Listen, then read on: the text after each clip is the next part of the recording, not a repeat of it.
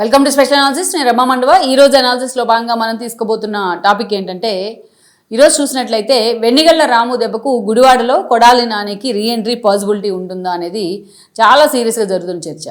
ఎందుకంటే మొన్నటి వరకు తన అనారోగ్య కారణాలతో ఆయన హార్ట్ సర్జరీ అయింది బెంగళూరులో. అండ్ దెన్ కొడాలి నాని అక్కడి నుంచి చూసినట్లయితే హైదరాబాద్కే పరిమితమయ్యారు. ఎక్కడ కూడా ఫంక్షన్స్లో కానీ, ప్రైవేట్ కార్యక్రమాల్లో కానీ, పార్టీ కార్యక్రమాల్లో కానీ కంప్లీట్గా వాటికి అన్నిటికీ దూరంగా ఉంటూ తన ఆరోగ్యం మీదే ఫోకస్ పెట్టారు. అలాంటి కొడాలి నాని అసలు ఒక దశలో రాజకీయ సన్యాసం చేస్తారనే ప్రచారం జరిగింది. పలు కేసులో ఆయనకు లుకౌట్ నోటీస్ కూడా ఇచ్చింది కూటమి సర్కార్ అనే ప్రచారం జరిగింది. బట్ అదే సమయంలో కాన్షియన్స్ని ఇక పూర్తిగా వదిలేశారు. ఆయన సోదరుడి కొడుక్కి ఆ బాధ్యతలు, తన వారసుడు బాధ్యతలు అప్పగిస్తారనే ప్రచారం కూడా జరిగింది. అయితే ఇక జగన్మోహన్ రెడ్డి కూడా అటు వంశీ లాంటి వాళ్ళు జైల్లో ఉండడం మొన్నటి వరకు పలు కేసుల్లో ఆయన అరెస్ట్ అయింది. గన్నవరం పార్టీ ఆఫీస్ తగలబెట్టిన కేసు అయినప్పటికీ అనేక కేసుల్లో వంశీ పూర్తి స్థాయిలో రిమాండ్ మీద రిమాండ్ పడుతూ వచ్చింది. మొన్న ఎగ్జామ్షన్ వచ్చింది సుప్రీంకోర్టు నుంచి.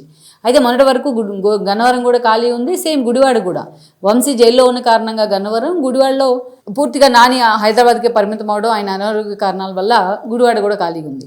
ఇలాంటి పరిస్థితుల్లో అసలు ఈ రెండు కాన్స్టిట్యున్సీల్లో జగన్మోహన్ రెడ్డి కొత్త అభ్యర్థులు నియమించబోతున్నారు, ఒక కొత్త అభ్యర్థులను పెట్టబోతున్నారు అనే చర్చ అయితే చాలా రోజులుగా నడుస్తూ వచ్చింది. అయితే వాటన్నిటికీ బ్రేక్ ఇచ్చేలా, వాటన్నిటిని పూర్తి స్థాయిలో పక్కన పెట్టేలా రీసెంట్గా కొడాలి నాని మళ్ళీ గుడివాడలో రీఎంట్రీ ఇచ్చారు. గతంలో తన మీద ఉన్న కేసు విషయమై ఆయన గుడివాడ రావడం జరిగింది. ఎట్ ద సేమ్ టైం తన శిష్యుడైన వంశీ అదే రోజున జైల్లో ఉంచి అరెస్ట్ అయ్యారు.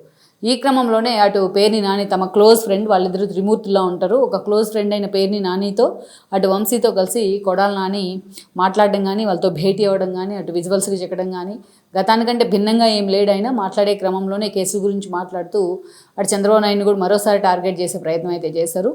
అయితే వాళ్ళిద్దరి మీద కేసులు పడ్డాయి కాబట్టి నన్ను కూడా అరెస్ట్ చేస్తే బాగుంది అన్నట్టుగా పేర్ని నాని లాంటి వాళ్ళు కూడా మాట్లాడుతూ వస్తూ ఉన్నారు.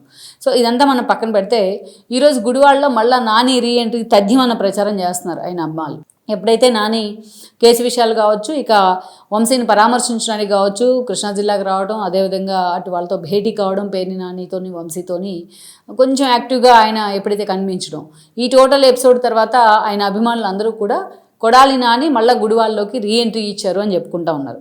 అయితే మొన్నటి వరకు రీఎంట్రీ అంటే కొంతవరకు యాక్సెప్టబిలిటీ ఉండేదేమో, మొన్నటి ఎన్నికలకు ముందు వరకు రీఎంట్రీ కాదు ఎంట్రీ అయినా ఎక్కడికి వెళ్ళలేదు కాబట్టి.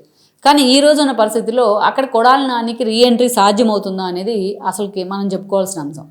ఎందుకంటే ఈరోజు అక్కడ వెన్నిగళ్ల రాము ఎమ్మెల్యేగా ఉన్నారు. ఈ పరిణామాలకి చెప్పుకునే ముందు కొంచెం గతాన్ని కూడా మనం ఒకసారి ఇక్కడ చెప్పుకోవాలి. సుదీర్ఘకాలం గుడివాడ నుంచి ఎమ్మెల్యేగా గెలిచారు కొడాలి నాని. యాక్చువల్గా గుడివాడ అనేది టీడీపీకి ఒక కంచుకోట, అటు ఎన్టీఆర్ ఫ్యామిలీకి ఒక రెప్యుటెడ్ కాన్స్టిట్యున్సీ అది. అటు గతంలో చూస్తే ఎన్టీఆర్ దగ్గర నుంచి హరికృష్ణ దాకా అందరూ కూడా గుడివాడని ఓన్ చేసుకున్న పరిస్థితి అయితే ఉంది. కొడాలి నాని అలియాస్ కొడాలి వెంకటేశ్వరరావు, ఈయన ఒక సామాన్య కార్యకర్తగా టీడీపీలోకి ఎంట్రీ ఇచ్చారు. అటు జూనియర్ ఎన్టీఆర్కి, హరికృష్ణ ఫ్యామిలీకి దగ్గర కావడం జరిగింది. Because of that only Chandrababu నాయుడుకి బీఫామ్ ఇచ్చారు. 2004లో ఎమ్మెల్యేగా గెలిచారు, 2009లో ఎమ్మెల్యేగా గెలిచారు. 9లో తన తండ్రి మరణం తర్వాత జగన్మోహన్ రెడ్డి పార్టీ పెట్టిన పరిస్థితుల్లో కొడాలి నాని జగన్మోహన్ రెడ్డి వెంట నడవడం జరిగింది.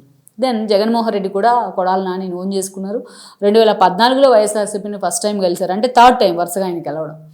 దెన్ గెలిచిన తర్వాత పార్టీ ప్రతిపక్షానికే పరిమితమైంది. కానీ కొడాలి నాని నోటి దురుసు మనకు తెలిసిందే. అటు అసెంబ్లీ అయినా ఇటు బయట అయినా ఆయన బూతులతో రెచ్చిపోతున్న తీరు ఎప్పుడు కూడా ఆయన వార్తల్లోనే ఉండిస్తూ ఉండేది. అలాంటిది టీడీపీకి ఒక కొరకరాని కొయ్యగా మారారు ఆయన. అలాంటి నానిని టార్గెట్ చేయడానికి ఎలాగైనా ఓడించాలని చెప్పేసి దేవినేని అవినాష్ ఆ రోజున టీడీపీలోనే ఉన్నారు. ఆయన తండ్రి చనిపోతే ఆయన్ని తెలుగు అధ్యక్షుని చేశారు చంద్రబాబు నాయుడు.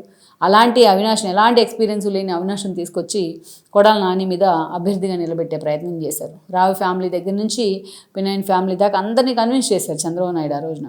బట్ అదే దేవినేని అవినాష్ కొడాలి చేతిలో ఓడిపోయారు. ఓడిపోయిన రెండో రోజే వెళ్ళి ఆ రోజు వైఎస్ఆర్సీపీ అధికారంలోకి వచ్చింది 19లో. కొడాలి నానికి మంత్రి పదవి వచ్చింది. తను ఎవరి మీదైతే పోటీ చేశానో అతనితోనే వెళ్ళి జగన్మోహన్ రెడ్డి పంచం చేరారు దేవినేని అవినాష్. చంద్రబాబు నాయుడు టార్గెట్గా ఆయన కూడా కొడాలి నానితో కలిసే పనిచేశారు. సివిల్ సప్లైస్ శాఖ మంత్రి అయ్యారు ఆయన. ఫస్ట్ క్యాబినెట్లోనే 4 సార్లు గెలిచారు. పార్టీ అధికారంలో ఉంది. జగన్మోహన్ రెడ్డికి ఒక థమ్మింగ్ మెజారిటీ వచ్చింది. ఆయన సీఎం అయ్యారు, ఈయన మంత్రి అయ్యారు. ఇక నాని నోటికి పట్టపగ్గాలు లేకుండా పోయినాయి. ఆ స్థాయిలో ఆయన బిహేవియర్ కానీ, ఆయన యాటిట్యూడ్ కానీ, బూతులతో రెచ్చిపోతున్న ఆయన యారిగెన్సీ కానీ, ఇవన్నీ కూడా ఎప్పుడూ వార్తల్లో ఉండేవి. ఒక్క మాటలో చెప్పుకోవాలంటే బూతులు మంత్రి ఆయనకి శాఖ ఆయన సివిల్ సప్లైస్ శాఖ. దానికంటే కూడా బూతుల మంత్రి, ఆయన బూతుల శాఖే మంత్రి అనే ఒక పేరునైతే ఆయన నిలబెట్టుకున్నారు. చిన్నపిల్లలు కూడా టీవీలు కట్టేసే పరిస్థితి. ఎప్పుడు కూడా నాకు డౌట్ వస్తూ ఉండేది నాని మాట్లాడినప్పుడల్లా, ఇంట్లో ఉన్న లేడీస్, ఆయన భార్య కానీ ఆయన పిల్లలు కానీ కొడాలి నాని భాషను ఒక్కసారైనా ఖండించి ఉంటే, ఇది తప్పు అని చెప్పి ఉంటే ఒకసారైనా ఆయన క్రెడిబిలిటీ ఉండేదేమో వాళ్ళకైనా సరే అనేది ఎప్పుడు కూడా నాకు అనుమానం వస్తూ ఉంటుంది. ఎవరైనా సరే ఇంట్లో మాట్లాడుతూ ఉంటే, అలా పిల్లలైనా పెద్దవాళ్ళైనా ఇంట్లో సహజంగా లేడీస్ దాన్ని ఖండించే ప్రయత్నం ఫ్లోలో వస్తూ ఉన్న కోపంలో దాన్ని ఖండించే ప్రయత్నమో, దానికి అడ్డుకట్టేసే ప్రయత్నం చేస్తారు. కానీ అలాంటి ప్రయత్నం ఏది జరుగుతున్నట్టో, ఈయన ఇంట్లో వాళ్ళని లక్ష్య పెడుతున్నట్టో మనం ఎప్పుడూ చూడలేదు. అలా తన గొయ్యి దానే దవ్వుకున్నాడు అలాంటి బూతుల్ని ఎండాస్ చేస్తూ. మంత్రి పదవి నుంచి తీసి పక్కన పెట్టినా ఆ కోపం, ఆ రోషం మాత్రం చల్లరలేదు. ప్రతిసారి చంద్రబాబు నాయుడిని, లోకేష్ని, పవన్ కళ్యాణ్ని అంతే టార్గెట్ వస్తూ ఉండేవాళ్ళు. అలాంటి నాని చెక్ పెట్టేందుకు వెనిగళ్ల రాముని తీసుకొచ్చాడు చంద్రబాబు నాయుడు. చాలా మందితో ప్రయోగం చేయాలని చూశారు. ఎందుకంటే ఒక దశలో ఒక సుహాసిని పోటీ చేస్తారన్నారు. రేణుకా చౌదరి వర్సెస్ కొడాలి నాని అని జరిగిన విమర్శలతో రేణుకా చౌదరి కూడా దమ్ముంటే నా మీద పోటీ చేయమని ఆయనకు సవాల్ చేశారు. ఇలా అనేక మంది పేర్లు గుడివాడ నుంచి టీడీపీ తరపున పోటీ చేయడానికి వినిపించే ఒక దశలో రావి కానీ, పెన్నెంనేని ఫ్యామిలీ నుంచి కానీ లాస్ట్ మినిట్లో ఇక ఏడాది ముందు సమయం ఉంది ఎన్నికలకి, ఇక వైవిఎస్ చౌదరి లాంటి వాళ్ళ పేరు కూడా వినిపించింది. అప్పుడు ఒక ఎన్ఆర్ఐ అయిన వెనిగళ్ల రాముని తీసుకొచ్చి లోకేష్ అక్కడ ప్లాన్ చేసే ప్రయత్నం చేశారు. కొడాలి నానితో పోలిస్తే క్వైట్ ఆపోజిట్ క్యారెక్టర్ వెనిగళ్ల రాము. చాలా క్వైట్ యాటిట్యూడ్ అయినా, అంతేకాదు చాలా క్వైట్ సైలెంట్ కూడా. ఎప్పుడు వివాదాల జోలికి వెళ్ళని వ్యక్తిగా ఆయనకు పేరుంది. ఎప్పుడైతే తనకి చంద్రబాబు నాయుడు ఆ బాధ్యతలు అప్పగించారో అప్పటి నుంచి కూడా కాన్స్టిట్యున్సీ మీదే ఆయన ఫోకస్ పెట్టారు. పూర్తి స్థాయిలో కాన్స్టిట్యున్సీలో ఉన్న సమస్యలు ఏంటి, ఆ ప్రజల్ని ఎలా ఓన్ చేసుకోవాలనేది స్టడీ చేసే ప్రయత్నం చేశారు. ఈ క్రమంలోనే ఎన్నికలకు ఏడాది ముందే స్థానికంగా కొడాలి నాని చూసి ఆయన అరాచకాలకు, ఆయన నోటి దురుసుకు విసిగెత్తిపోయిన గుడివాడ ప్రజలు నిజంగానే ఒక దేవుళ్ళగా కనిపించుంటాడు అప్పుడు వెనిగళ్ల రాము. ఆయన ఓన్ చేసుకునే ప్రయత్నం చేశారు. సో రాష్ట్ర వ్యాప్తంగా జగన్మోహన్ రెడ్డికి వ్యతిరేక వేవ్ కానీ, ఇక కొడాలి నాని లాంటి వాళ్ళ మీద ఉన్న తీవ్ర వ్యతిరేకత కానీ మొన్న వెనిగళ్ల రాము గెలవడానికి కారణమైంది భారీ మెజారిటీతో. అన్ని రకాలుగా జూనియరే వెనిగళ్ల రాము కొడాలి నాని చేతిలో. ఇక్కడ ఓకే గెలిచారు, ఆయన ఓడిపోయారు, పార్టీ ఓడిపోయింది. ఓడిపోయిన మరుసటి రోజే చంద్రబాబు నాయుడు బూట్లు పాలిష్ చేస్తాన్న కొడాలి నాని అనారోగ్య కారణాలతో హైదరాబాద్కి పారిపోయారు. అక్కడ అనేక రకాలుగా హైదరాబాద్లో ట్రీట్మెంట్ సరిగా లేదని బెంగళూరులో సర్జరీ చేయించుకున్నారు. మళ్ళీ హైదరాబాద్కి వచ్చున్నారు. కాన్స్టిట్యున్సీ మీద పూర్తిగా సీతకన్నేశారు.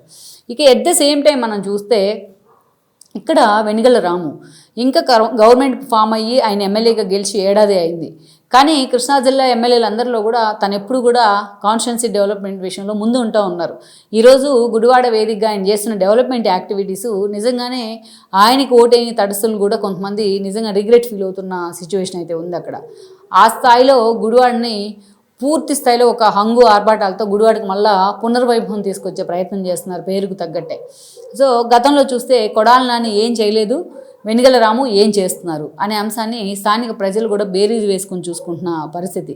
ఒక ఎమ్మెల్యే అంటే ఎలా ఉండకూడదు అనేది, ఒక మంత్రి అంటే ఎలా మాట్లాడకూడదు అనేది నానిని చూసి నేర్చుకుని నానిని చూస్తూ వచ్చిన ప్రజలు, గుడివాడ ప్రజలు ఈరోజు ఒక ఎమ్మెల్యే, సరైన ఎమ్మెల్యే పడితే గుడివాడ లాంటి కాన్స్టిట్యున్సీ ఎలా అభివృద్ధి బాటలో పరిగెత్తుంది అనేది వెనిగళ్ల రాముని చూసి నేర్చుకుంటా ఉన్నారు. సో మనం చూసినట్లయితే ఈరోజు వెనిగళ్ల రాము ఆల్రెడీ 1 yearలోనే పూర్తిగా పాతుకుపోయారు అక్కడ.